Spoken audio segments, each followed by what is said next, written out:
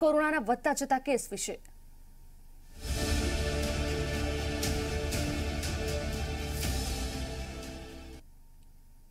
દેશમાં કોરોનાના નવા 1.94 લાખ કેસ નોંધાયા છે। એક દિવસમાં 60,405 દર્દીઓએ કોરોનાને હરાવ્યો છે। 24 કલાકમાં કોરોનાના કારણે 442 દર્દીઓના મોત થયા છે। હાલ દેશમાં કોરોનાના એક્ટિવ કેસ 9.55 લાખ। દેશમાં કોરોના દૈનિક પોઝિટિવ રેટ 11.5% પહોંચ્યો છે। 24 કલાકમાં 442 દર્દીઓના મૃત્યુ થયા છે। દિન પ્રતિદિન આ આંક વધી રહ્યો છે।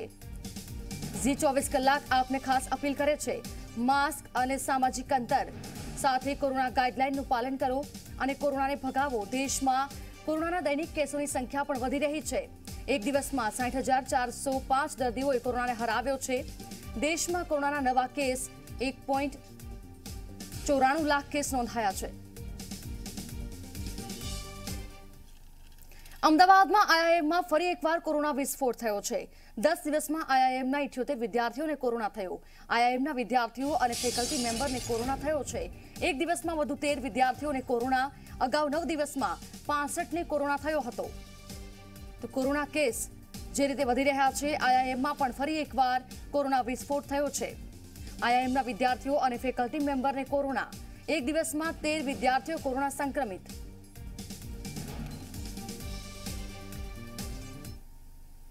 ગુજરાતમાં કોરોનાના કેસ હજુ વધવાની ભીતિ છે। 9 દિવસ પછી દૈનિક કેસ 50,000ને પાર થઈ શકે છે। બેંગલુરુ સ્થિત આઈઆઈએસસી સંસ્થાનો કોરોના અંગેનો આ રિપોર્ટ સામે આવ્યો છે। ફેબ્રુઆરીના બીજા સપ્તાહથી થર્ડ વેવ ખતમ થઈ જશે। થર્ડ વેવના અંતે 1.5 વર્ષના સૌથી વધુ કેસ નોંધાઈ શકે છે।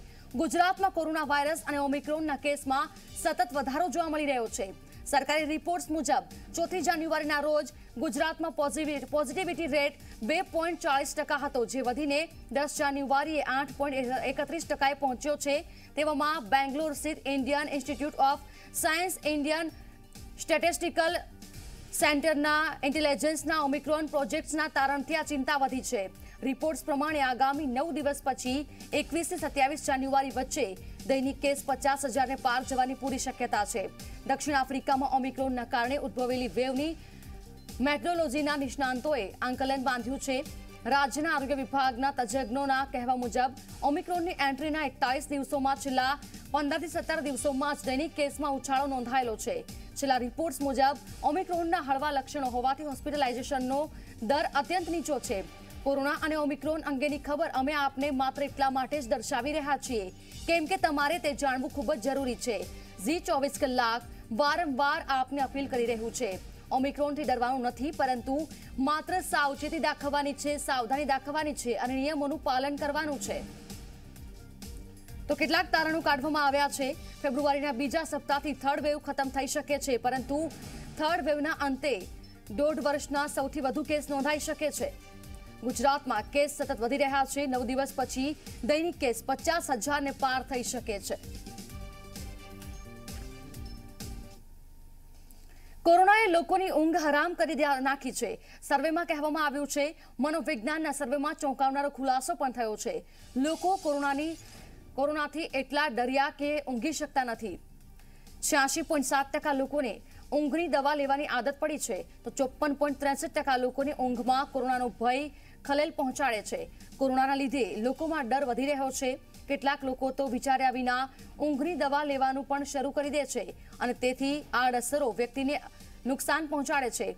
સૌરાષ્ટ્ર યુનિવર્સિટીના મનોવિજ્ઞાન ભવનમાં અધ્યક્ષે ઊંઘની સમસ્યા પર એક સર્વે કર્યો છે, જેમાં ચોંકાવનારા તારણો સામે આવ્યા છે। સર્વે પ્રમાણે કોરોનામાં 54% લોકો ઊંઘની દવા લે છે। તો એક વ્યક્તિએ તો પૂછ્યું હતું કે શું ઊંઘની દવા અને આલ્કોહોલ ભેગું કરી શકાય?